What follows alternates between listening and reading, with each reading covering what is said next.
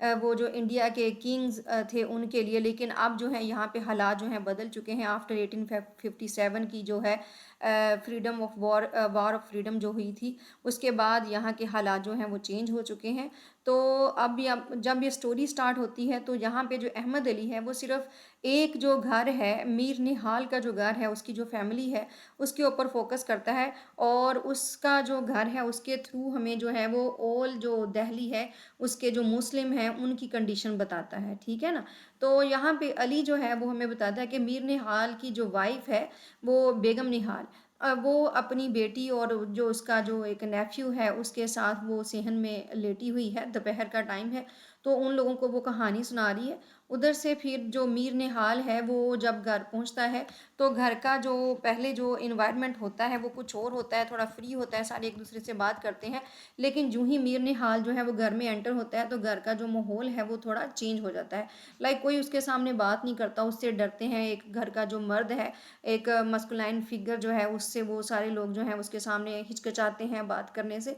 तो पहले जो है वो मीर निहाल की जो वाइफ है बेगम निहाल, वो अपनी 14 साला बेटी महरू और अपने नेफ्यू मसरूर के साथ बैठी हुई थी सेहन में, और उनको एक स्टोरी सुना रही थी। लेकिन जो ही मीर निहाल आता है तो घर की जो मुलाजमा है दिलचैन उसको अटेंड करती है, उसको खाना पेश करती है। जब और खाना पेश करती है तो मीर निहाल की जो बेगम है, बेगम निहाल, वो जब मीर निहाल खाना खाता है तो उसको पंखे के साथ जो हैंड फैन होता है उसके साथ हवा देती है, और वो दोनों बैठ के जो हैं वो बातें डिस्कस करते हैं। वो कहती है किस तरह से हम लोग जो महरू है उसका रिश्ता कर दें। वो मीर निहाल उससे कहता है नहीं, महरू का रिश्ता करने से पहले हम लोग अपने बेटा जो हमारा असगर है जो कि 22 साल का हो गया है, हमें पहले उसकी शादी की बात करनी चाहिए, ठीक है। तो यहाँ पे ये दोनों आपस में बात कर रहे होते हैं कि अचानक से जो मीर निहाल है उसको आवाज़ आती है कि उसका जो कबूतरों का पिंजरा है वहाँ पे कुछ शोर हो सुनाई दिया उसको। तो जब वो भागता है तो वहाँ पे एक स्नेक को देखता है, और वो स्नेक उसको फिर उस स्नेक को वो मार देता है, और मारने के बाद वो सबको दिखाता भी है। तो यहाँ पे जो है वो मीर निहाल की पर्सनैलिटी दिखाई जा रही है कि he is very strong person, ठीक है ना। तो कि उसने एक स्नेक को मार दिया, उसके बाद फिर वो सबको दिखा भी रहा है। इसके बाद हमारा जो चैप्टर चल रहा है, जो फर्स्ट चैप्टर चल रहा है, उसमें असगर जो है वो लेट नाइट घर में पहुंचता है तो मीर निहाल उससे पूछता है कि तुमने ये इंग्लिश कपड़े क्यों पहने हुए हैं। तो मतलब तुम इतनी देर तक अपने दोस्त जो है बंधु उसके साथ घर से बाहर क्यों रहते हो। तो this is the setting of our first chapter in from Twilight in Delhi. Now we are moving toward the summary of the second chapter. Asghar who sleeps on the roof. अब यहाँ पे जो सेकंड चैप्टर है इसमें यहाँ पे असगर जो है वो 22 ईयर्स ओल्ड बॉय है, यंग बॉय है। तो उसके बारे में बताया है कि यंग बॉयज़ के ख्वाब जो हैं उनके ड्रीम्स कैसे होते हैं, वो गर्ल्स के बारे में सोचते हैं। वो यहाँ पे ये जो असगर है ये डिफरेंट स्टार्स को देखता है तो उसके माइंड में डिफरेंट गर्ल्स आती हैं उसकी। फिर वो जो बिलवड है मुश्तरी बाई, जैसा कि मैंने आपको बताया था कि हीरा मंडी का जो कंसेप्ट होता था उस दौर में, कि मतलब जो लोग थे वो अपनी बिलवड रखा करते थे, शादी के अलावा भी जो हैं वो उनकी बाहर जो हैं वो बिलवड हुआ करती थी। इस तरह से अभी तो असगर की शादी नहीं हुई, लेकिन मुश्तरी भाई का ये डांस देखने जाता है, उसके सॉन्ग्स सुनने जाता है, तो उसके ख्यालात इसको आते हैं जो कि इसकी स्वीट हार्ट है। और इसके अलावा फिर वो एक उसको, क्योंकि वो असगर जो है he belongs to a Syed family, तो उसको जो है वो जो है वो अच्छे ख्वाब भी देखता है, रिलीजियस ख्वाब भी देखना शुरू कर देता है। और फिर उसके अलावा इसको अभी मोहब्बत हुई है, he fell into the love with Bilkis, ठीक है ना। तो बिल्किस जो है वो एक लोअर कास्ट लड़की है, लेकिन उससे इसको लव हो जाता है, तो ये उसके ख्वाब भी देखता है। तो हमारा जो सेकंड चैप्टर है वो असगर के our second chapter revolves around Asghar. And now we are moving toward the summary of the third chapter. We are reading the first part. ठीक है ना, first part of the Tivilayat in Delhi. There are 4 parts in Tivilayat in Delhi, and there are many chapters. I think so 23 or more chapters in this novel. So chapter 3, the next day begins with Nisar Ahmad, the local imam. अब जो अगला दिन start होता है तो वो अजान के साथ स्टार्ट होता है। अजान होती है तो सारे उसके बाद जो लोग हैं वो नमाज़ पढ़ते हैं, अपने घर के कामों में मसरूफ़ हो जाते हैं। बेगर्स आते हैं दरवाज़ों पे मांगने के लिए। इस तरह से मीर निहाल की जो फैमिली है उसमें जो बेगम जमाल है जो कि मीर निहाल की भाभी लगती हैं, उसके हस्बैंड की डेथ हो जाती है, वो भी इनके साथ ही रहती हैं। तो वो भी जो है वो सारे जो लोग हैं इस तरह से ये लोग बातों में लगे होते हैं। तो दिलचैन जो है वो बेगम निहाल के साथ का घर के कामों में हाथ बटाती हैं। तो इस तरह से सारा कुछ चल रहा होता है। और गर्मी जो है बहुत ज़्यादा बढ़ रही होती है, तो जो ही सुबह सुबह इतनी गहमा गहमी होती है, लेकिन दोपहर के वक्त जो होता है पूरा जो सिटी है दिल्ली का वो सारा का सारा खामोश हो जाता है। ठीक है, तो अब हम लोग बढ़ते हैं चैप्टर नंबर 4 की तरफ। चैप्टर नंबर 4 जो है, असगर जो है क्योंकि गर्मियों के दिन है तो ये शाम को 5 बजे घर से बाहर निकलता है और रास्ते में इसको एक मेंटली इल वुमेन से मिलती है, तो ये उससे बचता बचाता जो है वो आगे निकलता है। उसके बाद जो है ये अपने जो उसे क्या कहते हैं, he begins to reflect on people throughout his life who he has wronged और caused pain by refusing their love. तो क्योंकि इसको इन दिनों में जो है वो बिल्किस से बहुत ज़्यादा मोहब्बत है, लेकिन बिल्किस जो है इसको देखने को भी नहीं मिलती, ना ही इससे उसकी बात हो पाती है।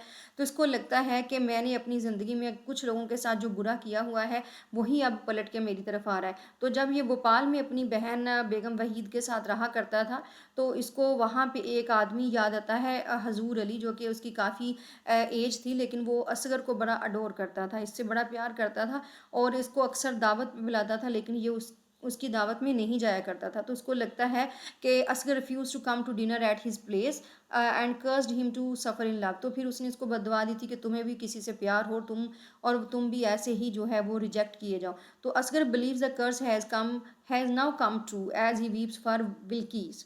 सो अब वो बुंदू के घर में आता है, तो Bundu is not at home nor is his cousin Ashfaq. Chambeli the maid servant ask him he would like to stay and see his sister in law.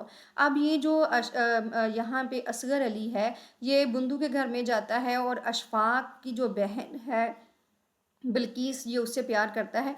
तो ये जब उनके घर जाता है तो बिल्किस कि जो मेड सर्वेंट है चंबेली, वो इससे आके पूछती है कि उससे क्या काम है, looking for an excuse to see Bilqis. Actual में ये बिल्किस को देखना चाहता है, लेकिन उसको नज़र नहीं आती।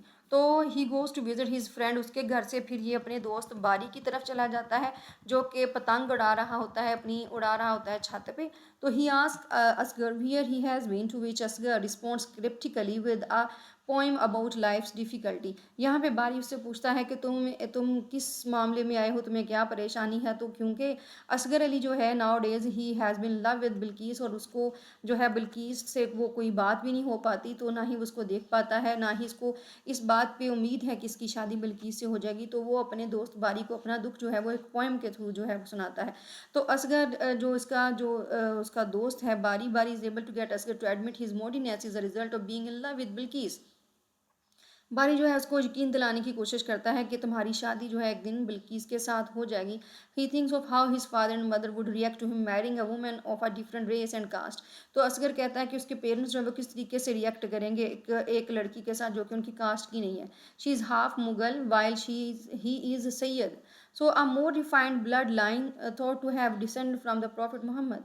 बारी offers to get him, बारी उसका दोस्त उसको कहता है कि तुम ऐसा करो कि मैं तुम्हें जो है वो किसी से तवीज़ लेके देता हूँ, हो सकता है इसके थ्रू जो है वो तुम्हारे पेरेंट्स जो हैं वो मान जाएं। वो कहता है कि नहीं, मेरे पेरेंट्स नहीं मानेंगे, क्योंकि हम लोग बिल्कुल सैयद हैं और वो जो लड़की है वो हाफ मुगल जो है कास्ट उससे ताल्लुक़ रखती है।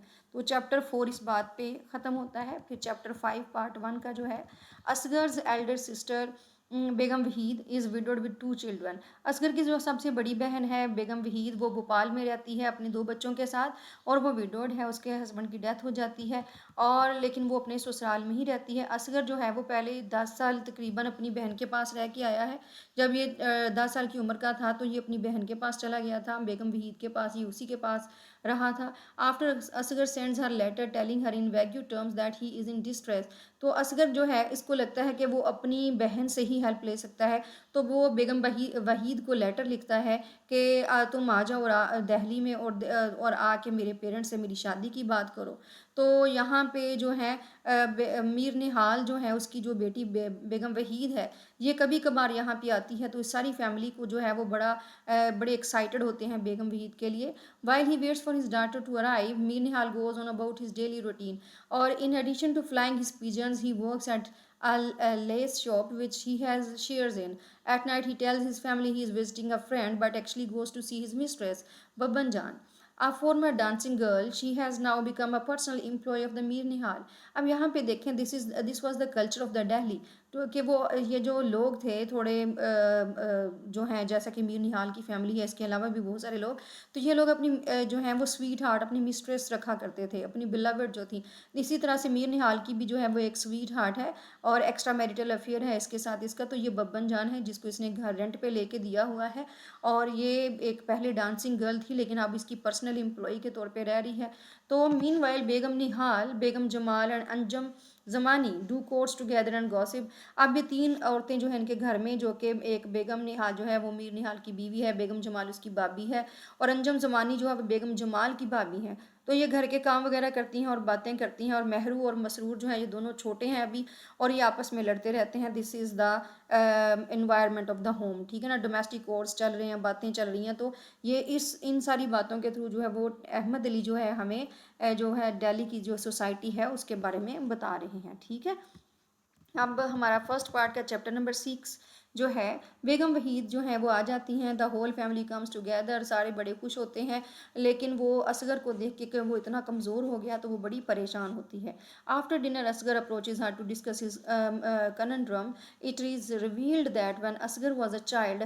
तो यहाँ पे जो है वो असगर जो है वो अपनी सिचुएशन अपनी बहन के पास जब बताता है, तो यहाँ पे हमें पता चलता है कि बेगम निहाल जो थी जब वो एक मेंटल ब्रेकडाउन से गुजरी थी, वहन दिलचैन गेव बर्थ टू अ सन। तो दिलचैन उनके घर की जो मेड सर्वेंट है उसने मीर निहाल के वो जो इलिजिटिमेट सन को जो है पैदा किया था, मतलब उसके साथ अपनी मेड सर्वेंट के साथ भी मीर निहाल का अफेयर था।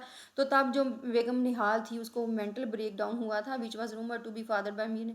और इस तरह से ये कहा जाता है कि उस वक़्त जो असगर जब पैदा हुआ था उसकी 1 डेढ़ साल बाद ऐसा हुआ था।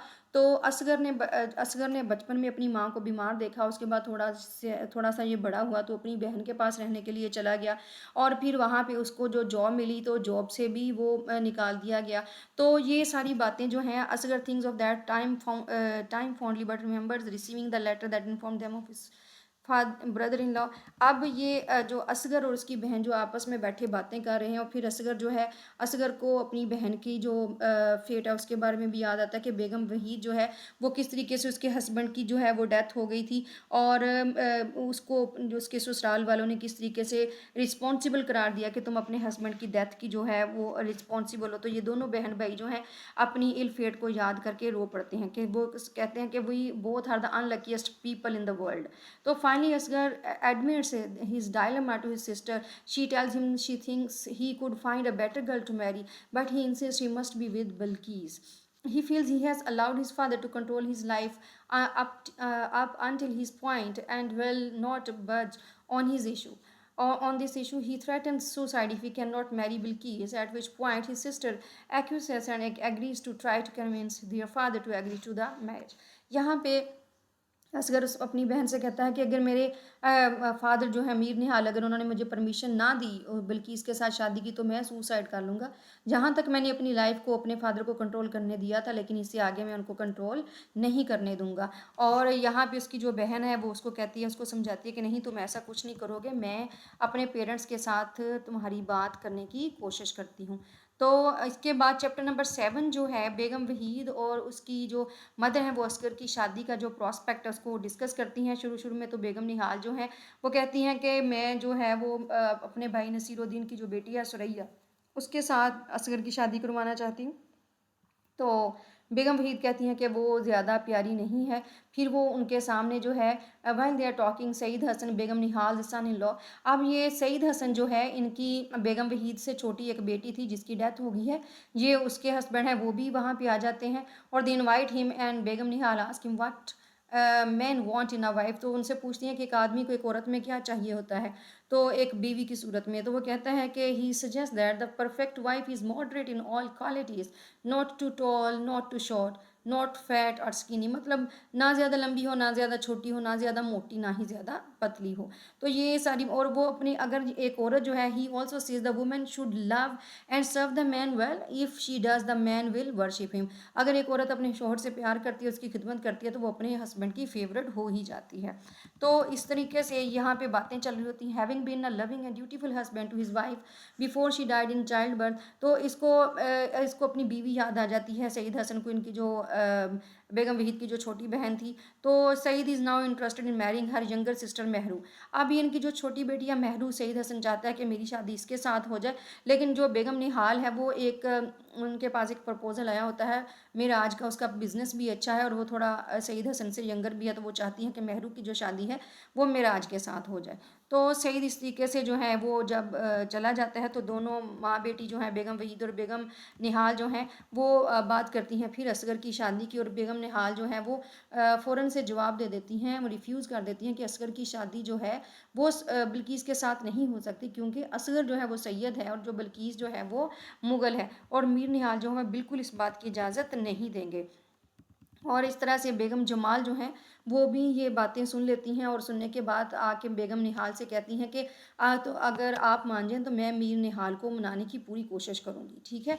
फिर इसके बाद चैप्टर नंबर 8 स्टार्ट होता है। तो क्योंकि गर्मियों के दिन है तो सडन जो है वो डस्ट स्टॉर्म आ जाता है, ये गर्मियों में जो है सब कॉन्टिनेंट यहाँ की कंडीशन बताई गई है। Begum Nihal and Begum Waheed express worry to each other about Asghar. Begum Waheed notes that he has never had anything to go his way in life and thus fears his threats of suicide are not made idly. Begum Nihal agrees and recognizes that her son's life is more important than marrying within their class. She is not sure she can convince Mir Nihal, but she resolves to try to nonetheless. Meanwhile, the children ask about the storm, and the adults tell them dust storms are marriage parties of the jinn and supernatural jinni like creation in Islamic mythology. तो यहाँ पे बताया जाता है कि वो जो दोनों माँ बेटी कहती हैं कि हमें अपने बेटे की अपने भाई की जो लाइफ है वो ज़्यादा अजीज़ है, तो हम लोग जो है असगर की शादी जो है बिल्किस के साथ ही करवाएंगी, उसको सुसाइड नहीं करने देंगी। तो यहाँ पे जो स्टॉर्म आता है उसके बारे में जो इस्लामिक मैथोलॉजी में हमें बचपन में बताया जाता था कि ये जो इस तरह की आंधियाँ आती हैं ये किसी जिन और जिन्नी की शादी होती है, तो इस वजह से आती है। ये बात भी यहाँ पे जो है वो अहमद अली है जो उसने डिस्कस की है। अब आप देखते जाएं कि अहमद अली जो है how briefly and how prettily he is discussing the culture of Islamic culture, the culture of the subcontinent. ठीक हो गया। अब इसको बाद में जब हम इसका एनालिसिस करेंगे तो उसमें ये सारी बातों को क्लियर करेंगे। अब चैप्टर नंबर 8 जो है Begum Nihal musters the courage to discuss the possibility of the Asghar's marrying Bilqis with her husband. तो बेगम निहाल जो है वो अपने हस्बैंड से बात करती हैं दोनों की शादी की, लेकिन मीर निहाल जो है वो बिल्कुल साफ जो है वो जवाब दे देता है। अब जो है चैप्टर नंबर 10 में जो है वो यहाँ पे ये बात होती है कि बेगम जो दिलचैन है वो सारी बातें सुनती है, जैसा कि ये भी कल्चर है हमारे घरों में अभी भी पाया जाता है। तो वो जो मेड सर्वेंट है वो सारी बातें सुनती है, वो जाके बेगम जमाल को बता देती हैं। बेगम जमाल कहती है बेगम निहाल से कि और बेगम वहीद से कि हम लोग चुप करके असगर की शादी करवा देंगे और मीर निहाल को बाद में बताएंगे, ठीक है। इस तरह से हम लोग असगर की लाइफ जो है उसको बचा सकते हैं, उसको सुसाइड करने नहीं देंगे। और चैप्टर नंबर 11 जो है उसमें असगर जो है वो अपने दोस्त बारी के पास जाता है, उसके साथ वो मिलके मुश्तरी भाई के पास जाते हैं जो कि असगर की पहले बिलवड थी और इसकी स्वीट हार्ट थी, एक डांसिंग गर्ल है। तो असगर उसको जाके वंस बिन लव इन, तो इसके बाद a dancing girl with whom Asghar had once been in love, Bari has convinced him to see her to take his mind off Bilqis. Bari उसको कहता है कि चलो तुम बल्कि उसके पास चलोगे मुश्तरी भाई के पास तो तुम्हारा माइंड जो है वो बिल्किस से थोड़ा हट जाएगा, ठीक है। अब इसके बाद चैप्टर नंबर 12 जो है हमारे पास, तो चैप्टर नंबर 12 में जो है when Asghar arrives home Begum Waheed is waiting for him, she tells him that their father wouldn't accept the proposal but their mother will go ahead with it nonetheless. तो उसकी बहन उसको बताती है कि फादर तो नहीं माने लेकिन अम्मी जो है वो कहती हैं कि तुम्हारी शादी करवा देंगे। बेगम निहाल स्पीक्स टू बेगम शहबाज। अब बेगम शहबाज जो है ये बिल्किस की मदर हैं, ठीक है ना, उससे जाके बात करती हैं who is happy to receive the proposal, वो तो बड़ी खुश होती है। और दे होल्ड अ मिलाद, और फिर ये सारी बातें जो ये मिलाद की वहाँ पे असगर जो है वो recites from the Quran and speaks about the life of the Muhammad. The attendees are moved by his passionate performance. तो ये वहाँ का कल्चर होता था, जैसा कि अभी भी हमारे यहाँ कल्चर है, मिलाद वगैरह होते हैं। तो मिलाद में जो है वो जो असगर है वो कुरान पाक पढ़ता है, तो लोग जो हैं उससे बड़ा इम्प्रेस होते हैं। फिर चैप्टर नंबर 13 है, तो Begum Waheed prepares to return to Bhopal which saddens the rest of the family. Asghar however is excited to get away from Delhi and Bilkis. The weather after the dust storm turns pleasant, sunny with clouds and a nice breeze and the occasional light rain in the morning. Asghar is full of hope as he boards the train. अब वो जाते हुए असगर को अपने साथ ले जाती है बेगम वहीद। वो कहती है कि यहाँ पे थोड़े मामला जो है वो ठीक हो जाएंगे, जब तक तुम वापस आओगे तो तुम्हारी जो शादी है वो वहाँ पे यहाँ पे तय कर दी जाएगी, ठीक है। अब हमारा जो है हमारे चैप्टर का ट्यूबलाइट इन दिल्ली का पार्ट 2 स्टार्ट होता है। इसके पहले तो जो दो चैप्टर हैं उनकी समरी है। पार्ट 2 में क्या होता है, द सेम आप देखते हैं कि अहमद अली ने जहाँ पे हमारा पार्ट 1 छोड़ा था, अभी वहीं पे हम लोग जो है वो समर सीजन ही चल रहा है। The summer of 1911 is among the hottest that anyone in Delhi can remember. So in addition to the heat, sand and dust also cause problems, and there are occasionally fires which turn the sky red. The mood of the city is tense and temperamental. Mir Nihal leaves his shop for the day and he is worried about Banjan for an unspecified reason, but decides to go out straight home and tend to his pigeons. He has forgotten to leave them water. He begins to feel old and weak while thinking of his mistress, and for a moment too, he loses his vision, and which he attributes to the heat stove. अब यहाँ पे गर्मी के दिन है और मीर निहाल जो है वो फिक्रमंद है कि वो अपने जो कबूतर हैं उनको पानी रखना भूल गया है। साथ में उसको ख्याल आता है कि उसकी जो मिस्ट्रेस है बब्बन जान जो है उसको फीवर भी है, लेकिन वो सीधा पहले घर आता है ताकि जो उसके पीजन्स हैं उनके लिए वो पानी रखे। तो फिर वो उसके बाद जो है वो देखने जाएगा उसको क्या कहते हैं बब्बन जान को।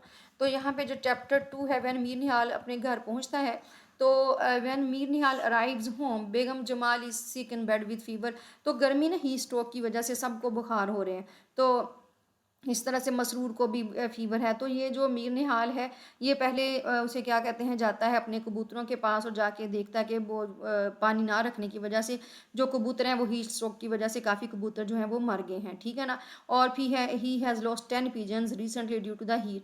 तो जो 10 कबूतर इसके मर जाते हैं। His pigeons are among the most well trained in the Delhi. इसको अपने कबूतरों से बड़ा प्यार होता है क्योंकि ये सबसे वेल ट्रेंड इसके कबूतर होते हैं दिल्ली में। तो next day he goes to pigeons मार उसके क्या कहते हैं it takes month to train them properly, so the loss hits him hard. He thinks of them as children think of their toys and has put years into tending to them. वो अपने कबूतरों को ऐसे रखता है जैसे बच्चे अपने खिलौनों को रखते हैं, ठीक है ना। तो अगले दिन जो है ये जब उसे क्या कहते हैं वो उसकी बीवी जो है कहती है कि तुम नए कबूतर ले लेना। तो अगले दिन ये मार्केट जाता है और फिर नए कबूतर खरीदने के लिए। तो वहाँ पे जो है वो मुख्तलिफ लोग बैठे होते हैं। तो क्योंकि सारे लोग जो हैं वहाँ पे एक कल्चर है कबूतर उड़ाने का, तो वो सारे जो हैं वो डिफरेंट जो टाइप्स हैं काइंड्स हैं उसकी कबूतरों की उनके बारे में बातें कर रहे होते हैं, ठीक हो गया। तो Mir Nihal gets into discussion with a few other pigeon flyers about different breeds.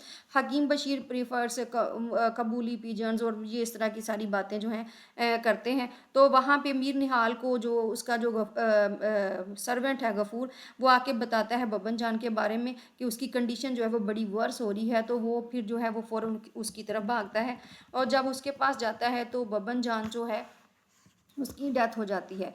और जब उसकी डेथ हो जाती है तो मीर निहाल जो है चैप्टर नंबर 3 में वापस अपने घर आता है और उसकी जो बीवी है बेगम निहाल उसको खाना देती है, लेकिन वो खाना खाते रो रहा होता है। तो उसकी वाइफ उसको समझाती है कोई बात नहीं कबूतर ही तो थे, हम लोग नए ले आएंगे। लेकिन एक्चुअल में वो रो रहा होता है अपनी मिस्ट्रेस के लिए बब्बन जान के लिए।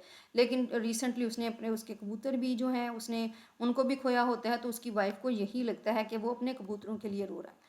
उसके बाद चैप्टर नंबर 4 जो है उसमें दिलचैन जो है requires about Mir Nihal pigeon having spotted an another cat that had brought some remains inside the house and he informs they have died. अब चैप्टर नंबर 4 में हमें पता चलता है कि जो मीर निहाल के जो थोड़े बहुत बाकी कबूतर थे वो भी एक जो बिल्ली है वो खा गई है। पहले तो कुछ हीट स्ट्रोक की वजह से चले गए। अब क्योंकि वो से बब्बन जान के गम में था तो उन कबूतरों का जो है वो ख्याल रखना ही भूल गया, उनका जो बाहर वाला डोर था वो बंद करना भूल गया। तो वो रात को बिल्ली आती है तो उसके बाकी के सारे कबूतर भी जो है वो खा लेती है। तो जो मीर निहाल है एक तरफ तो उसकी जो बिलवेड है बब्बन जान उसकी डेथ की वजह से बहुत ज़्यादा गम में है, दूसरा वो अपने कबूतरों की वजह से बहुत ज़्यादा गम में होता है। अब चैप्टर नंबर 5 जो है Mir Nihal gets used to retired life. अब यहाँ पे वो कहता है मैं क्यों ना अपनी जो लाइफ है मतलब मैंने जो अपना काम स्टार्ट किया है मैं उससे रिटायरमेंट लूँ और आराम से जो अपना जो मेरा पुराना जो हमारा प्रोफेशन था अलकीमी का जो मतलब हिकमत का मैं उसकी तरफ लौट जाता हूँ। और जो असगर करना चाहता है अपनी ज़िंदगी में वो असगर कर ले, ठीक है। अगर वो बिल्किस से शादी करना चाहता है तो वो बिल्किस के साथ शादी कर ले और अपनी लाइफ जो है वो उसको ख़राब करे। Mir Nihal gets used to retired life and picks up some old hobbies including medicine and alchemy. Friends with the same interest now visits him often to compare notes, and his friends Mir Sangi brings मौलवी दुल्हन। अब यहाँ पे जो है इसके different जो friends हैं ये इसकी शॉप पे आके बैठना शुरू कर देते हैं और ये सारे लोग जो हैं ये सोना बनाने की बातें करते हैं कि सोना किस तरीके से बनता था, ठीक है। और इसके बाद जो चैप्टर नंबर 6 है यहाँ पे रमज़ान का मंथ जो है वो स्टार्ट हो जाता है। ये सेकंड पार्ट हम लोग पढ़ रहे हैं। It is Ramzan and the city goes about their ritual of getting up early to eat before fasting all the day. Beggars often show up after evening prayers in hopes of receiving alms, ठीक है ना। Arms तो यहाँ पे ये फिर से जो है वो दिल्ली का कल्चर बताया गया है कि किस तरह से लोग रोज़ा अफ्तार करते हैं। शाम को फ़कीर जो है कैसे दरवाज़ों पे आके खड़े होते हैं ताकि उनको जो है वो कुछ ज़ुकात मिल जाए, कुछ खैरात मिल जाए। तो two such beggars are iron shine who wears heavy iron chains around his neck and is always accompanied by his god. एक फ़कीर जो मांगने के लिए आता है तो उसने अपनी गले में कैसे आयरन की चेन्स पहनी होती हैं और अपने साथ एक बकरी लेके घूमता है। शाह मकबूल who only bags during the month of Ramzan. Shah मकबूल जो है वो सिर्फ रमज़ान के महीने में मांगने आता है। तो preparations are being made for Asghar marriage which will be in December. तो शादी के लिए जो है वो मीर निहाल जो है वो हाँ कर देता है और असगर की जो शादी है अब दिसंबर में जो है वो तय पा जाती है। Begum Nihal sends for her daughter in law to help हर।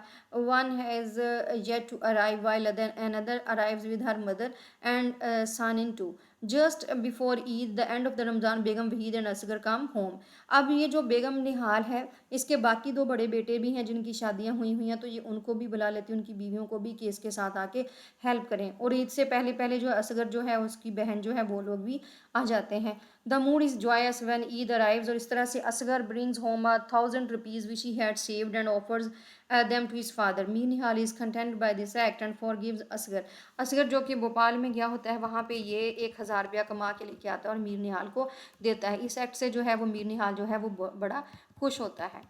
और now it is December and the English plan to hold a durbar. अब यहाँ पे जो है वो साथ साथ जो है कॉलोनियल पीरियड भी दिखाया जा रहा है कि यहाँ पे चैप्टर नंबर जो 6 है यहाँ पे आप लोग ये देखेंगे कि soon it is September and marriage preparations are well on their way. The women sit and talk at night and beggars can be heard singing in the distance. One beggar called Bahadur Shah after the Mughal king whose poems he sings has an especially sad and piercing voice, bringing across the feeling of the verses with great skill. Because the words he sings come from before the time of the India's colonization, they carry with them a sadness over the country's current enslavement. अब यहाँ पे जो beggars हैं वो बहादुर शाह जफ़र जो कि last Mughal king थे उसकी वर्सेस को गाते हैं जब तो ये जो जितने मुस्लिम लोग हैं उनके ऊपर बड़ी सैड फीलिंग्स आती हैं कि किस तरीके से कॉलोनाइजेशन से पहले जो हमारा कल्चर था वो बहुत ज़्यादा एक ग्रेट कल्चर था, हम लोग पावर में थे और अब हमारे साथ क्या हो रहा है। तो now it is December and the English plan to hold a durbar or king's court in honour of the coronation of a new king. अब यहाँ पे जो है वो नया जो किंग आ रहा है इंग्लिश का उसको जो है दिल्ली का क्राउन दिया जा रहा है। तो दिल्ली में यहाँ पे उसको मतलब उसके लिए एक दरबार लगाया जाएगा, उसकी भी बातें हो रही हैं। चैप्टर नंबर 7 जो है as many people come from out of the town for the durbar many of the Mir Nihal's relatives are also arriving for Asghar's marriage. While the adults are largely united in disapproval of the darbar, the children are excited by all the commotion. A few of the locals whose business are benefiting from the upcoming ceremony have discussion about the darbar and British colonialism in general. Some of them feel that they will benefit from the Delhi becoming India's capital and thus have the British to thank for bringing them prosperity. And others feels that while they may be prospering in the moment, they cannot trust the British in the long run, considering how they looted Delhi and how they cast out Bahadur Shah and killed his sons. The younger people who cannot remember the siege of the Delhi in 1857 when the Mughal Empire fell are excited to see a real king. They have only heard about the kings from before their time. But those who were alive at the time and lost relatives to the British army curse the invaders. तो यहाँ पे उन लोगों की बात हो रही है कि जिन लोगों ने जंग आज़ादी देखी थी 1857 की, अपने रिश्तेदारों को खो दिया था और लास्ट किंग जो था बहादुर शाह जफ़र उसको ब्रिटिश जो कॉलोनाइजर्स थे उन्होंने कत्ल कर दिया था, ये सारा कुछ वो उनको तो ये सारी जो है वो बड़ी सैड सिचुएशन लग रही है। लेकिन जो यंग जनरेशन है उनको ये बड़ा अच्छा लग रहा है क्योंकि उन्होंने अपनी लाइफ में कभी कोई किंग देखा नहीं और वैसे भी अब दिल्ली को कैपिटल बनाया जा रहा है तो वो कह रहे हैं कि यहाँ पे प्रॉस्पेरिटी आएगी, ठीक है, इसलिए वो खुश हैं। उनको नहीं पता कि माजी में क्या हो चुका है। अब यहाँ पे अगली जो बात कर रहे हैं तो news comes that one of the royal pavilion has burn down. Mir Nihal and Habibuddin are happy to hear this. अब ये जो हबीबुद्दीन है ये मीर निहाल का बड़ा बेटा है, और बेगम निहाल सेज इट इज़ गॉड्स, मतलब ये खुदा का जो है वो रिवेंज है, वो ब्रिटिश के साथ कुछ बुरा हुआ है। तो just before the durbar the beggars Gul Bano comes by Mir Nihal's house. अब ये बेगर गुल बानो जो है ये भी कहा जाता है, या अब ये फ़कीर की हालत में है, ये जो बादशाह बहादुर शाह जफ़र है उसको कहा जाता है कि ये उसकी बेटी है। She is the one of the surviving descendant of the Bahadur Shah Zafar. When the siege occur she was 7 and manage to escape with her mother. तो जब तब ये 7 साल की थी, उसी की उसकी बेटी है, ये उसकी फैमिली में से है। Rather than begging directly she sings poems Bahadur Shah had written in his banishment and which were then banned by the British. Or Mehru asked her if the preparation for the Darbar compared to the royalty of her time. She takes offense to the comment, reminding her that though they have been made poor by the British, they still have self respect. तो अब ये जो गुलबानो है उससे उसने मेहरू ने पूछा क्या ये दरबार उस टाइम के दरबार जैसा होगा, तो वो उसको आगे से जवाब देती है कि ऑल दो हम लोग बहुत ज़्यादा गरीब हो गए हैं, बरतानिया के लोगों ने हमसे सारा कुछ छीन लिया है, लेकिन अभी भी हमारे अंदर जो है वो सेल्फ रिस्पेक्ट बाकी है। तो Mehru apologises telling her she genuinely wanted to know the answer, but she continues to lament the state to which she has been reduced and begins to cry. Begum Nihal offers some food and she accepts. She begins to sing one of Bahadur Shah's poem about the brutality of the British and how they ruined Delhi. The women of the household all begin to cry and Gulbano is unable to finish the song as she begins to sob. तो ये गुलबानो जो है ये जो है she belong to the Mughal Mughal empire, उनकी उनके descendants में से है। तो इसी तरह से मीर निहाल, हबीबुद्दीन और Kamal Shah offers different theories as to why the Mughal empire fell to the British. तो ये सारे लोग, जैसा कि एक कल्चर होता है, वो शॉप्स पे बैठ के आपस में डिस्कस करते हैं कि किस तरीके से जो है वो मुग़ल एम्पायर जो थी वो डिस्ट्रॉय हुई, किस तरह से वो फेल हुई, उसकी बातें करते हैं। उसके बाद जो चैप्टर नंबर 8 है सेकंड पार्ट का, it is the day of the durbar and Mir Nihal son persuade him to attend the ceremony with them. अब ये जो है यहाँ पे कोर्टशिप होनी है जो न्यू किंग है जॉर्ज की, किंग जॉर्ज की। और किंग जॉर्ज ने जब यहाँ पे उसका दरबार लगाया जा रहा है तो मीर निहाल के बेटे उसको कहते हैं कि हम लोग भी परेड देखने के लिए जाते हैं। तो ये जब सारे लोग जाते हैं, they all dress in their finest clothes and proceeds to the Jamia Masjid where many are already taking their seats. There is a huge crowd and the area is surrounded by the policemen, the British troops. और वहाँ पे ये सारे लोग जब ये देखने के लिए जाते हैं तो मीर निहाल जो है वहाँ से जल्दी वापस आ जाता है। उसको ये सारा कुछ जो है अच्छा नहीं लगता, उसको लगता है कि Mir Nihal is disgusted by how some of the lower Indian officials who follow behind the king have accepted the reign of the foreigners are Farangis and reflect on how this is the same Delhi and the same mosque in which Indian kings once ruled. उसको वो सारा time याद आ जाता है कि ये वही मस्जिद है जहाँ पे हम लोग हुआ करते थे, हमारे बादशाह हुआ करते थे। अब यहाँ पे हमारे सामने जो है वो एक फरंगी जो है उसको यहाँ की हुकूमत जो है वो दी जा रही है। He remembers how in 1857 when he was 10 years old he observed thousands of the Muslims gathering in the Jamia Masjid as news came that Sir Thomas Metcalfe and his army were planning an attack on the mosque. One man gave a speech rallying the others to fight back against the army. Though they only had swords while the British were armed with the rifles, they were willing to die fighting for their people and their religion. They met Metcalfe's army at the northern gate and fought nobly.